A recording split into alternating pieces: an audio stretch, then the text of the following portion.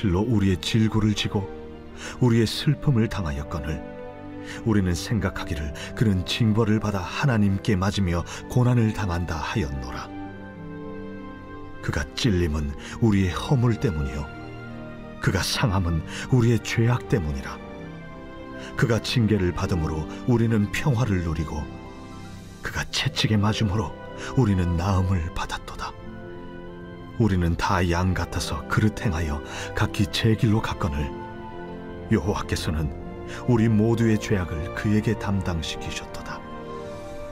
그가 곤욕을 당하여 괴로울 때도 그의 입을 열지 아니하였으며 마치 도수장으로 끌려가는 어린 양과 털 깎는 자 앞에서 잠잠한 양같이 그의 입을 열지 아니하였도다. 그는 곤욕과 신문을 당하고 끌려갔으나 그 세대 중에 누가 생각하기를 그가 살아있는 자들의 땅에서 끊어짐은 마땅히 형벌받을 내 백성의 허물 때문이라 하였으리요. 그는 강포를 행하지 아니하였고 그의 입에 거짓이 없었으나 그의 무덤이 악인들과 함께 있었으며 그가 죽은 후에 부자와 함께 있었도다. 여호와께서 그에게 상함을 받게 하시기를 원하사 질고를 당하게 하셨은즉 그의 영혼을 속건 제물로 드리기에 이르면 그가 씨를 보게 되며 그의 날은 길 것이요 또 그의 손으로 여호와께서 기뻐하시는 뜻을 성취하리로다. 그가 자기 영혼의 수고한 것을 보고 만족하게 여길 것이라. 나의 의로운 종이 자기 지식으로 많은 사람을 의롭게 하며 또 그들의 죄악을 친히 담당하리로다. 그러므로 내가 그에게 존귀한 자와 함께 몫을 받게 하며 강한 자와 함께 탈취한 것을 나누게 하리니 이는 그가 자기 영혼을 버려 사망에 이르게 하며 범죄자 중 하나로 헤아림을 받았음이니라. 그러나 그가 많은 사람의 죄를 담당하며 범죄자를 위하여 기도하였느니라. 구약 성경은 이 땅에 오실 메시아 예수 그리스도에 대한 예언으로 이루어진 책입니다. 그런 구약 성경 39권 가운데서도 특별히 메시아 되시는 예수님께서 이 땅에 오셔서 어떤 순환을 당하게 되실 것인지 가장 분명하고도 정확하게 예언한 성경책은 이사야 성경입니다. 그래서 이사야 성경 가운데서도 방금 읽은 53장의 내용은 고난당하시는 예수님에 대해서 구체적인 예언을 담고 있습니다. 성경이 말씀하시는 여호와의 종은 어떤 사람일까요? 성경이 언급하시는 성령으로 충만한 사람, 정말 하나님의 뜻대로 말을 하고 행동을 하고 하나님의 뜻을 이루는 그 종은 어떤 사람일까? 우리가 쉽게 생각할 때 여호와의 종은 여호와 하나님의 이름으로 말씀 한마디를 하게 되면 세상이 변하고 또 사람이 한순간에 새로워지고 많은 사람들로부터 존경과 추앙을 받는 그런 능력자, 그런 류의 사람으로 우리는 쉽게 종교적으로 생각을 하게 됩니다. 그런 이미지를 그리게 되죠. 그런데 구약 이사야 성경 53장 같은 경우를 읽어보게 되면 절대로 그렇지가 않습니다. 이사야 성경은 단호하게 설명합니다. 여호와의 종은 한마디로 고통을 당하는 사명을 짊어진 사람이다. 어떤 화려한 능력, 어마어마한 기적과 그러한 것들을 일으키는 사람이 아니라 처음부터 끝까지 대신 고통을 당하는 사명을 완전히 그냥 뒤집어 쓴 그런 사람이다라고 여호와의 종을 설명을 하고 있습니다. 그래서 오늘 본문에 보니까 질고, 슬픔, 징벌, 맞음, 고난, 찔림, 상함, 징계, 채찍, 이런 여러분 단어 자체 하나하나가 고통을 떠오르는 단어들로 계속 설명되고 있다는 거예요. 그런데 이런 고통을 당하면 의로운 일로 고통을 당하면 특별히 여호와 하나님을 섬기고 하나님의 뜻을 드러내기 위해서 이런 불신 세상에서 누군가가 종으로서 고통을 당한다면 어떻게 해야 되겠습니까? 주변 사람들이, 믿음의 동지들이, 가족들이, 그의 지인들이 어떻게 해야 될까요? 많은 사람들이 알아주고 위로해주고 신앙적으로 높이 추앙해주는 그런 어떤 보상에 가까운 대가를 그에게 보여야 되지 않을까요? 그런 모습이 있어야 우리가 위로를 받으며 여호와의 종으로서 희생을 당하고 대신 고통을 당하고 그래도 사람들이 나를 알아주니까 교회가 나를 칭찬해 주니까 계속해서 헌신할 수 있는 그런 동력이 생기지 않을까요? 충분히 종교적으로 신앙적으로 상식에 해당되죠. 너와 나 사이에. 이게 우리가 가지고 있는 상식입니다. 그런데 성경은 그렇게 설명하고 있지 않다는 거예요.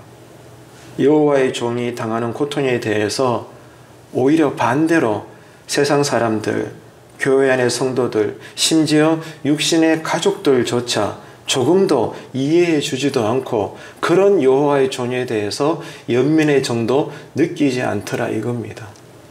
그 길이 얼마나 외롭고 얼마나 좁고 얼마나 험한 것인가를 성경도 인정하고 있어요. 성경은요 변명하지 않습니다. 꾸미지 않습니다. 둘러서 애둘러 설명하지 않아요. 있는 그대로 이사야 53장 같은 경우에는 여호와의 종은 대신 처음부터 끝까지 다른 사람들을 위해서 고통당하는 종일 뿐이다. 그 종을 누가 보냈어요? 사랑이신 하나님께서 보내시는 거예요. 이게 성경의 설명입니다. 그런데 이사야는 이런 여호와 종의 고통에 대해 설명을 하면서 우리라고 하는 단어를 계속 사용해요. 우리. 여호와의 종이 당하는 고통은 모든 우리를 대신한 것이었고 우리 모두의 죄악을 담당한 것이었다라고. 그 한 사람의 여호와의 종의 고통받는 이유가 주변의 많은 사람들, 우리 때문이라고 성경은 설명을 하고 있습니다. 누군가가 고통을 당한다면 주변의 많은 사람들은 쉽게 어떻게 여겨요? 아이고 저 사람이 잘못했구나. 죄를 지었든 그 사람이 실수를 했든 지 자신 때문에 저런 고통을 당하는 게지 이렇게 여깁니다. 그렇게 여길 뿐이지 쉽게 생각할 때 아이고 저 사람 다른 사람을 위해서 저런 고통을 당하는 갑네 라고 생각하지는 않는다는 거죠. 작은 고통이든 큰 고통이든 자신 때문에 그런 고통을 당하겠거니 그렇게 여기지 누가 보더라도 야 의인으로서 다른 사람 때문에 안 받아도 될 고통을 당하는구나 야 놀랍네 그렇게 여기지는 않는다는 겁니다. 그러나 하나님께서는 놀랍게도요 이렇게 오늘 설명을 해요. 한 사람의 참된 지도자를 세우셔서 수많은 사람들을 바른 길로 인도하시고 한 사람의 중보자를 통해서 수많은 사람의 죄와 어리석음을 용서하시겠다는 모습으로 이사야 성경 특별히 53장은 하나님께서 보내시는 그 한 사람 여호와의 종의 사역에 대해서 설명을 하고 있는 것입니다. 그러므로 전 인류를 위한 구원의 역사를 진행해 나가시겠다고 이사야 성경을 통해서 하나님은 처음부터 예언해 주신 거죠. 그래서 이사야의 예언은 참된 백성의 지도자란 어떤 사람인가를 보여주는 가르침이기도 하고 또 예수 그리스도께서 어떤 사역으로 어떤 방법으로 우리를 구원하실 것인가를 보여주는 하나님께서 친히 설명하신 예언이다. 이렇게 우리는 이 새벽에 이해할 수가 있는 겁니다. 하나님은 모든 사람에게 구원의 길을 열어주셨죠. 그런데 그 방법이 뭐냐 이거예요.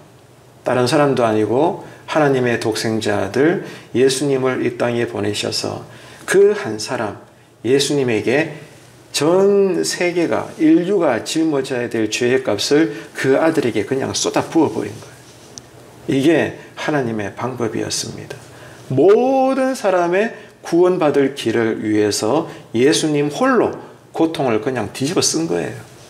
이게 우리를 향하신 하나님의 사랑이라는 겁니다. 우리가 누굽니까? 신자이고 예수님의 제자이고 성도들이죠. 자, 이런 우리가 누군가 하면 그런 인류의 모든 죄의 무게를 고통으로 단 한 사람으로서 뒤집어 쓰신 예수 그리스도 안에서 그 예수 그리스도를 따라가는 사람들입니다. 누가? 저와 여러분이. 그런 여호와의 종으로서 모든 대신할 고통을 뒤집어 쓴 예수님을 따라가는 사람들이 오늘 저와 여러분이다 이 말이에요. 그러면은 어떻게 따라가느냐 그 말이죠. 예수님이 대신 모든 인류의 고통을 뒤집어 쓰셨듯이 우리는 그 예수님을 따라가는데 어떻게 따라가느냐? 기가 막힙니다. 어떻게 해요? 자기를 부인하고 자기 십자가를 지고 우리도 졸졸졸졸 따라가더라 이 말이에요. 이게 기독교 신앙입니다. 이걸 살아내려고 세상에 잠도 포기하지 않고, 아니 잠도 포기하고 이 새벽에 나와서 기도하는 거예요. 여러분 기가 막히지 않나요? 이게 발음이 안 되는 오늘 왜 이럴까? 이게 여러분 성경이 우리에게 가르쳐 주시는 예수를 제대로 믿는 방법이래요. 이게 믿음의 길이래요. 여러분 기쁘십니까? 초상집 같은 분위기이지 않을까요? 나는 복 받으려고 예수 믿는 것 같은데, 풍요를 누리려고 내가 원하는 대로 인생 소원을 이루려고 예수님의 이름을 의지하는 것 같은데 성경은 완전히 반대로 말하는 거예요. 다른 사람을 위해서 대신 고통당하시는 그 예수님을 따라 날마다 내 권리를 포기하고 자기 십자가를 지고 여러분 주님을 따라간다. 이게 오늘 또 이 하루에 대해서 우리를 보내시는 하나님의 일이라는 것입니다. 그래서 그 길이란 무엇입니까? 예수님께서 이루어 주신 그 구원의 은혜를 오늘 또 우리가 만나는 주변 사람들에게 전하는 것입니다. 이를 위해서 우리가 짊어지는 자기 십자가라는 것은 수고스럽더라도 다른 사람을 위해서 기도하는 것이고 고통스럽더라도 그들을 섬기는 것입니다. 이게 그리스도인의 삶의 내용이에요. 나를 위해서 고통을 당하신 예수님처럼 먼저 예수를 믿어서 은혜를 받은 나도 누군가를 위해서 수고로운 사명을 감당을 할 때 그리스도의 그 남은 고난을 내가 뒤집어 쓸 때 하나님의 시간이 차면 그 한 사람도 예수를 믿어서 구원받게 된다. 이것이 하나님의 설계도입니다. 누차 말씀을 드리죠. 그리스도의 남은 고난이 오늘 또 우리가 걸어가야 될 신앙의 내용입니다. 이게 가볍지가 않잖아요. 그래서 우리는 기도할 수밖에 없고 기도할 때 성령님이 우리를 도우시는 거예요. 이런 성령의 사람으로 여호와 하나님께서 오늘 또 우리를 세상으로 보내시는 그 한 사람의 종된 모습으로 오늘 또 우리가 사는 것입니다. 이 새벽에 그 말씀의 은혜가 여러분에게 충만하게 되시기를 축복합니다. 우리로 이 일을 살게 하시기 위해서 뭐가 있었죠? 주님이 갈보리 언덕 십자가에 달리셨다는 거예요. 그 주님의 십자가에 달리심이 헛되지 않도록 오늘 또 우리는 기도해야 되고 성령님의 도우심으로 우리도 예수 이름으로 다른 사람들의 유익을 위해서 안 당해도 될 신앙의 그 고통을 우리가 당하면서 수고스럽더라도 그를 위해 기도하고 고통스럽더라도 그를 섬기는 그런 이 하루의 삶을 우리가 사는 것입니다. 누군가가 우리를 위해서 매일 기도해 주고 있다면 그것만큼 고마운 일이 있을까요? 저번에도 말씀을 드렸듯이 저 같은 경우는 늘 기도해 주셨던 저의 목표를 위해서 기도해 주셨던 우리 외할머니 권사님 이제 천국 가신 지가 한참 되고 보다 더 가까이 우리 육신의 아버지도 목사님으로서 뒤를 이어 목회길을 가는 저를 위해서 저보다 더 저를 기뻐해 주시고 기도해 주셨는데 육신의 아버지도 천국 가시고 세월 따라 하나 둘 저를 위해 기도해 주는 중보자가 어찌 보면 자꾸 없어져 간다 그런 슬픈 생각을 하게 되니까 참 마음이 불편해지더라고요. 여러분은 어떻습니까? 여러분을 위해서 간절히 기도해 주는 중보자들이 많으십니까? 그것을 여러분 감사히 여기고 자랑할 수 있는 신앙이 되시기를 바랍니다. 여러분 매일 누군가가 나를 위해서 기도해 준다? 정말로 고마운 일입니다. 그런데 저와 여러분을 정말로 사랑하셔서 온갖 희롱과 그 고난을 다 감당하신 주님께서는 우리를 위해서 어떻게 하셔요? 쉬지 않고 기도해 주신다는 거예요. 이게 성경의 증언입니다. 이 사실이 얼마나 신비롭고 여러분 놀랍습니까? 고난중한 마지막 날 이 새벽 예배를 드리면서 예수님이 우리를 위해서 기도해 주신다. 그 모습에 대해서 우리가 묵상을 하면서 우리도 그런 예수님을 닮아서 살기를 원합니다라고 결단할 수 있는 오늘 새벽이 되어야 되는 거예요. 그래서 이 결단의 향기가 특별히 고난주간 일주일 동안 오늘 토요일 마지막 날 이 새벽 예배를 마치면서 성령의 열매로 맺혀지게 되기를, 주님의 그 은혜로 여러분의 기도의 결단이 일주일 동안의 새벽을 깨웠던 거룩한 열매가 되기를 주님의 이름으로 축복합니다. 그래서 오늘 말씀은 예수님의 두 가지 모습을 기억해야 된다는 거예요. 첫 번째 예수님의 모습 기억해야 될 것이 뭔가 하면, 예수님은 먼저 범죄자를 위해서 기도하셨다는 겁니다. 예수님은 십자가에 달리셔서 구원자 예수님을 못 박았던 흉악한 범죄자들을 위해서 기도하셨어요. 아무 죄도 없는 예수님 자신은 세상 대신해서 범죄자로 죽기로 자청하시면서도 진짜 죄를 지었던 범죄자들은 용서받기를 원하셨다는 겁니다. 우리 주님의 사랑이 그 정도로 크셨어요. 우리는 조금만 오해를 받아도 어떻습니까? 죽을 것처럼 아파하고 힘들어하지 않습니까?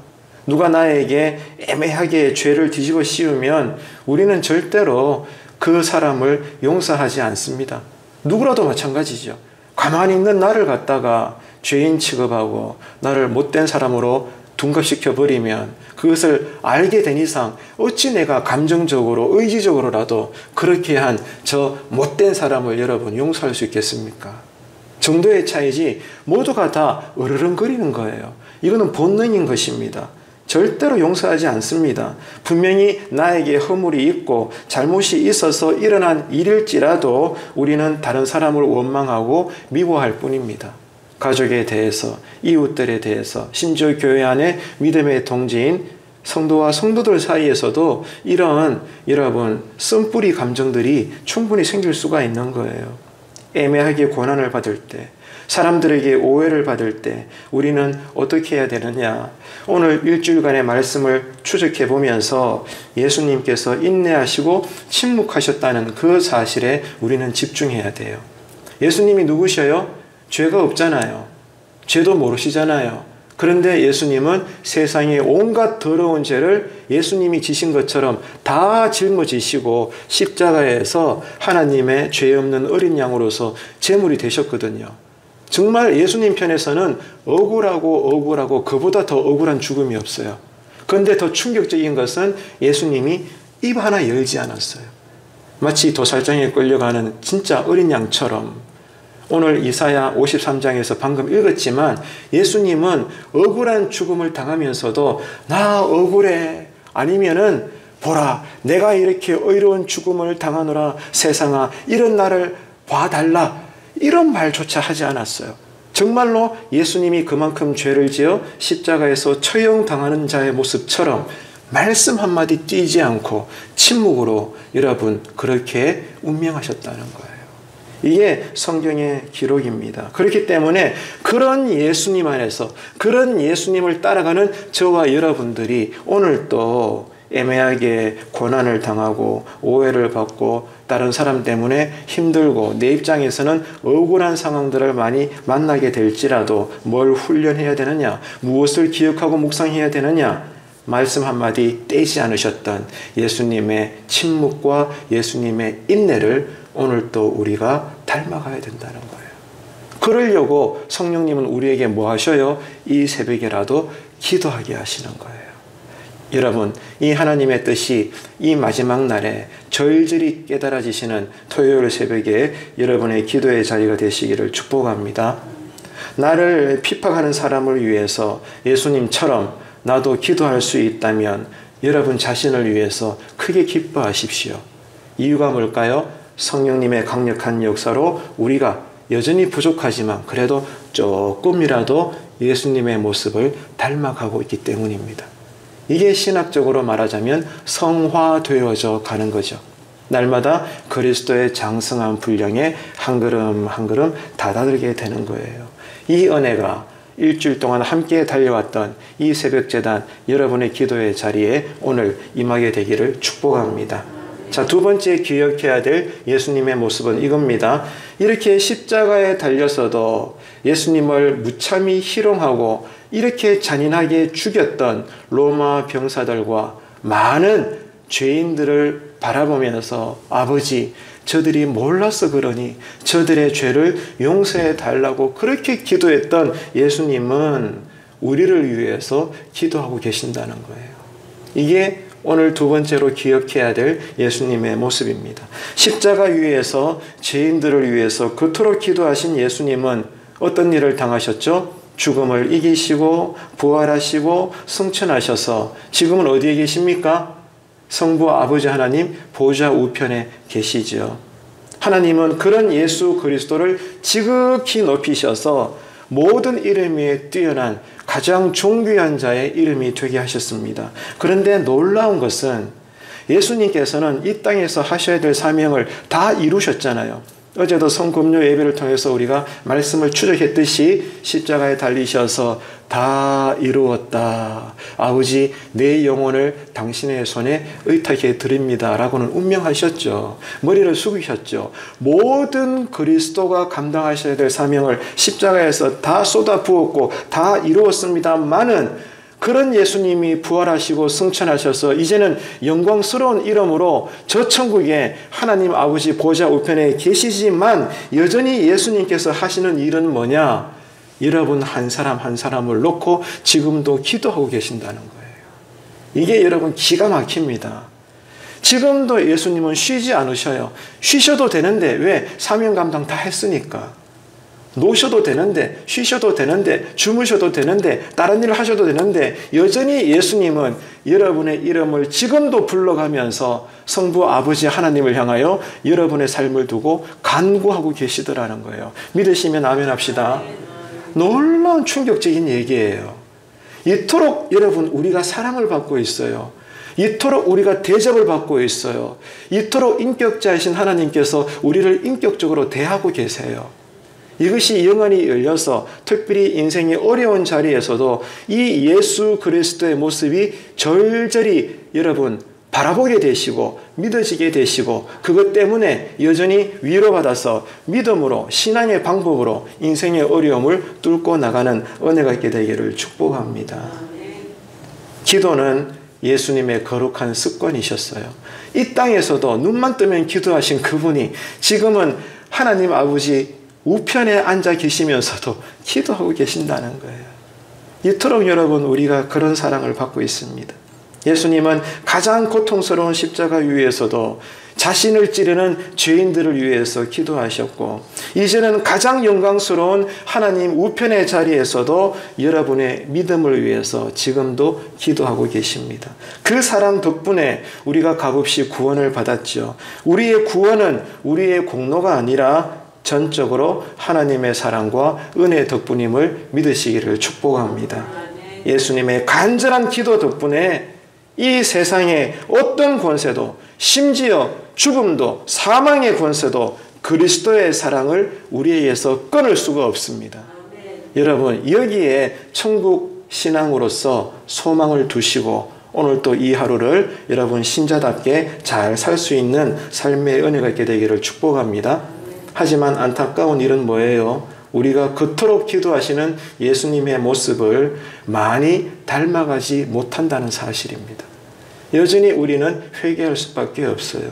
예수님이 겟세마네 동산에서 그토록 땀을 흘려가며 마치 옆에서 볼 때 붉은 피를 쏟는 것처럼 기도하실 때 제자들이 함께 기도하지 못하고 육신의 피곤에 잠에 빠져 있었던 것처럼 우리 역시 예수님의 기도를 따라가지 못하고 있다는 것, 여전히 성령이 함께 하시는 감동으로 아파하면서 주님 이런 나를 오늘 또 불쌍히 여겨 주시사 기도가 나에게 힘이 되고 능력이 되게 하여 주옵소서. 믿음대로 세연해 받는 오늘 새벽이 되시기를 축복합니다. 우리의 육체적인 연약함, 더 나아가 영적인 연약함을 고려하더라도 우리의 기도의 양과 기도의 질이 얼마나 부족하다는 것을 오늘 또 우리는 인정할 수밖에 없는 거예요. 그래서 우리를 향하신 예수님의 명령이 무엇입니까? 시험에 빠지지 않도록 뭐하라? 기도하라. 오늘 또 우리에게 주시는 살아계신 여호와 하나님의 명령인 줄로 믿습니다. 이 외침을 우리는 마음에 새겨야 하는 겁니다. 언제나 기도를 여러분 최우선순위로 두시고 하나님 앞에 더 자주 엎드려 간구하는 그 신앙이 이제 고난주간 일주를 함께 달려왔던 저와 여러분에게 회복되기를 간절히 바랍니다. 그래서 사무엘은 기도를 쉬는 죄를 범하지 않겠다라고 선포했고, 사도 바울은 쉬지 말고 기도하라고 그 당시 교회들에게 권면했고, 예수님은 우리가 알고 있듯이 새벽 미명에 날마다 산에 올라가셔서 기도하고 또 기도하셨습니다. 여러분, 무슨 말이에요? 기도에는 왕도가 없습니다. 이것이 정답입니다. 기도에는요, 다른 방법이 없어요. 기도할 때 기도를 배웁니다. 서점에 가보세요. 기독교 서점에 가보면 외우지도 못할 만큼 수많은 종류의 여러분 기도에 관련된 책들이 쏟아집니다. 물론 그런 종교 서적을 읽을 때 우리에게 많은 도움은 되겠지만, 그러나 엄밀히 기도를 우리가 어떻게 배울 수 있어요? 기도할 때 기도를 배우는 거예요. 그래서 이번 일주일 동안 함께 해주신 모든 새벽 성도 여러분, 이번 일주일이 새롭게 기점이 되셔서 다음 주에도 그 다음 주에도 주님 오실 때까지 먼저 내가 죽더라도 이제는 낙타 무릎으로 사시는 그런 기도자가 되시기를 축복합니다. 기도에는 왕도가 없어요. 자주 깊이 길게 그리고 꾸준히 기도할 수 있는 것이 여러분에게 훈련이 되고 이제는 그런 기도의 삶이 습관이 되시기를 축복합니다. 이번 고난주간 첫날 때 말씀을 드렸죠. 습관이 되면요, 아무리 힘들어도 그게 어렵지 않아요. 근데 습관이 되지 않으면 별 아닌 일도요, 그 일을 하기가 힘들어요. 왜? 한 번도 안 해봤으니까. 그토록 습관은요, 놀라운 능력입니다. 그래서 경건의 훈련이 습관이 되셔서 이제는 30분, 1시간, 또 기도의 깊이도 처음부터 바로 그냥 깊이 기도의 바닥으로 내려갈 수 있을 만큼 그런 기도가 우리에게 습관이 되기를 축복합니다. 그래서 인생에 어려운 일이 있을 때 길을 걸어가다가 버스를 타고 가시다가 화장실에 계시든 침대에 누워 계시든 갑자기 내가 힘들 때 바로 아버지라고 말씀 한마디에도 놀라운 영의 기도가 터져버리는 그런 기도에 여러분 고수들이 되시기를 축복합니다. 그러면요, 놀라운 신앙이 열려지게 되는 거예요. 이런 예수님의 기도를 이제는 우리가 닮아가서 이 사순절 끝자락 고난주간에 새 기도의 은혜가, 새 믿음의 능력이 우리와 함께 하시기를 주님의 이름으로 축원합니다.